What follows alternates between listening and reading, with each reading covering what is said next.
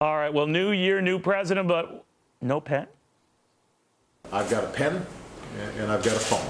I've got a pen to take executive actions where Congress won't, and I've got a telephone. I've got a pen and I've got a phone, and that's all I need. Well, apparently he lost the pen because after 190 executive orders, White House officials are now saying the president is ready to set aside that pen and work with Congress in this new year. Heritage chief economist Steve Moore still finds this a little hard to believe. He's doing a 180 here and saying that he's not going to be going it alone. Do you buy that? Well, part of me wants to give the president the benefit of the doubt because it is a new year after all, Neil. But it didn't happen after the midterm elections in 2010 when the president's party got wiped out. I'm very suspicious it's going to happen this time. And some points of emphasis that suggest just the opposite is that it's been, just a little less than 2 months since those November elections. And the president has already passed, or I should say enacted, a multitude of executive actions right in the face of Congress. So you've got what he's done with respect to new EPA regulations, what happened with Cuba a couple of weeks ago, IRS regulations. I mean, I could go down the list, but the point is, where is there any evidence, Neil, that this president isn't going to use executive actions to bypass Congress? And the one thing that gives me this sort of feeling that it's a Sybil kind of response all over the map is that he says one thing and does another. Now, I would love to take a president where he's going to reach out and make overtures to the other side. But I have a feeling that if the other side doesn't quickly agree with what he's doing, he's just going to go over their heads and do his own thing.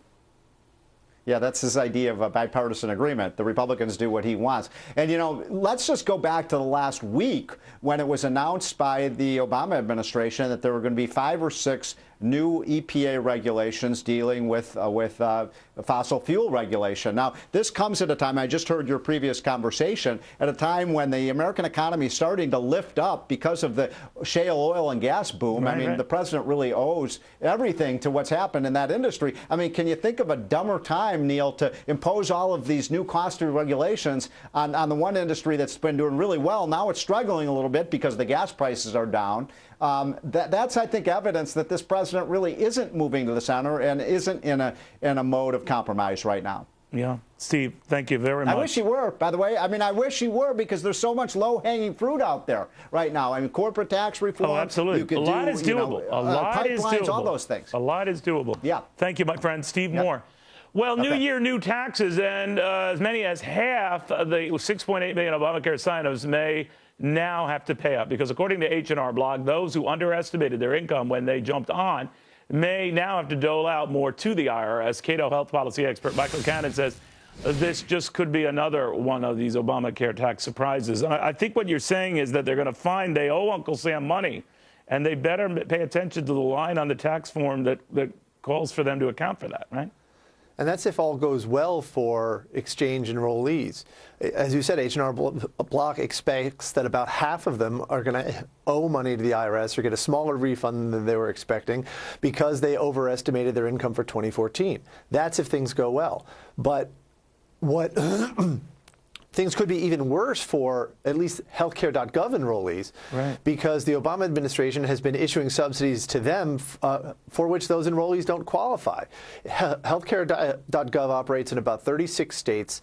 That means that those 36 states have a federally established exchange, but the law is clear that those subsidies are available only, quote, through an exchange established by the state. The Supreme Court's going to hear a lawsuit and rule on it by June. It's called King v. Burwell.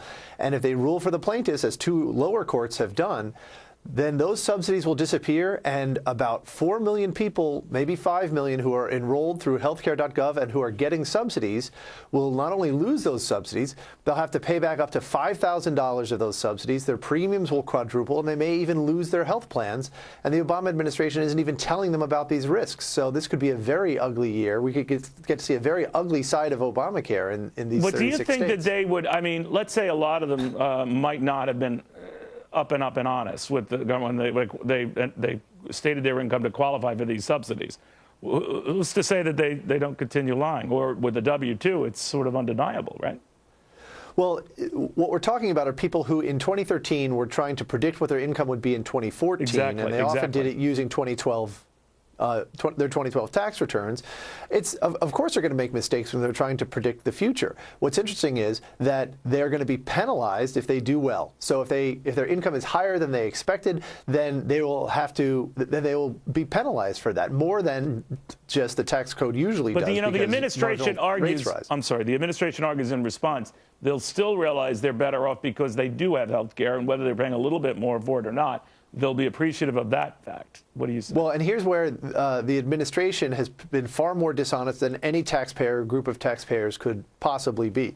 The administration has been lying to healthcare.gov enrollees by telling them, go ahead and enroll. Nothing has changed from last year, even though there is this Supreme Court case that could take away subsidies from 4 or 5 million people.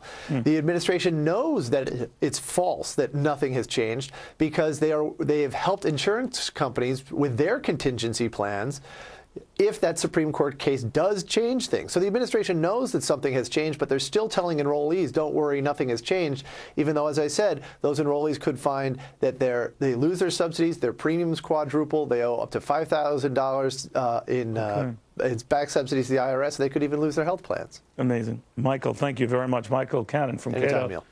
All right, a quick Cavuto quiz for you. Can you guess what Americans said was their biggest problem in 2014? Here's a hint. It was not equal pay. It was not the minimum wage, and it was not immigration reform. What could it be?